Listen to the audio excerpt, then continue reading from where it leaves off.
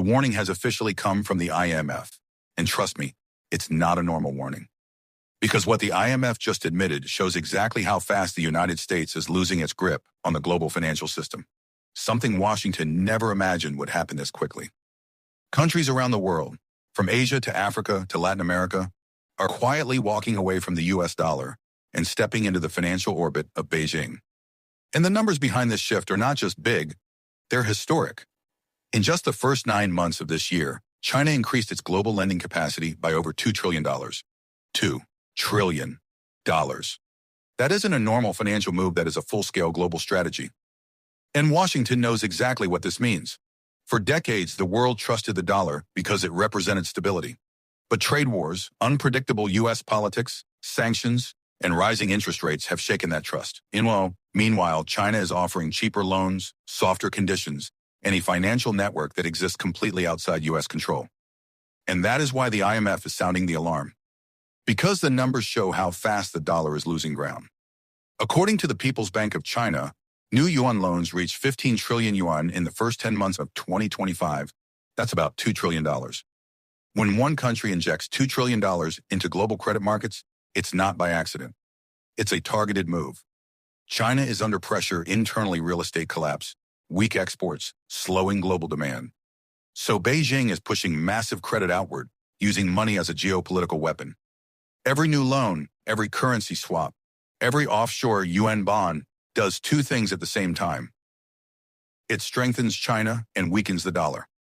And here is the part nobody talks about: China's swap lines. Foreign central banks can borrow yuan directly from China. No dollars involved, no Washington oversight, no SWIFT system.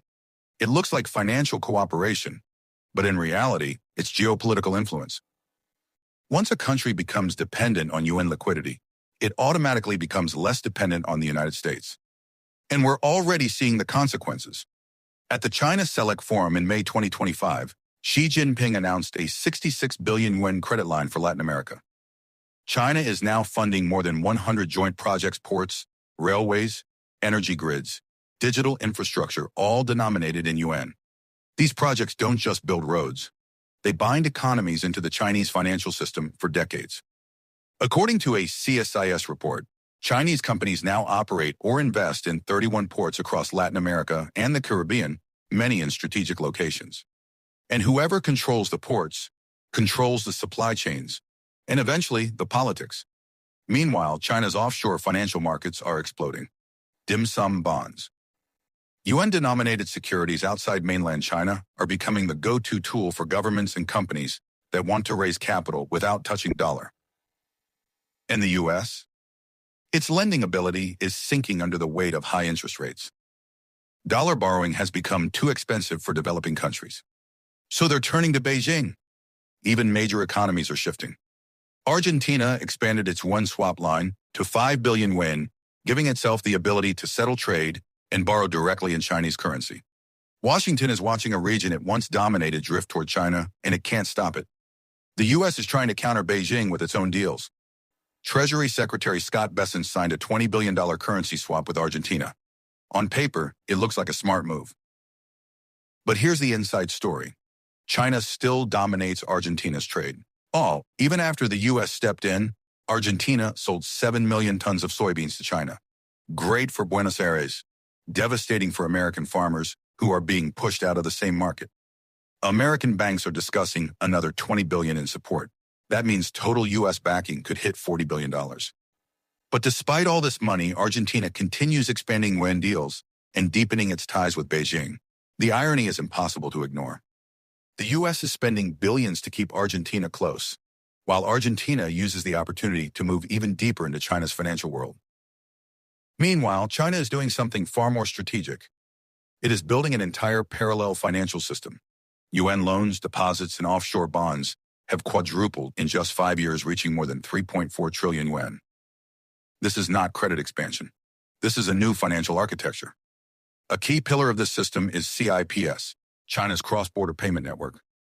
It's smaller than SWIFT for now, but growing at a pace that worries Washington. It allows countries to settle trade in yuan outside U.S. reach. For nations under sanctions or facing dollar shortages, CIPS is a lifeline.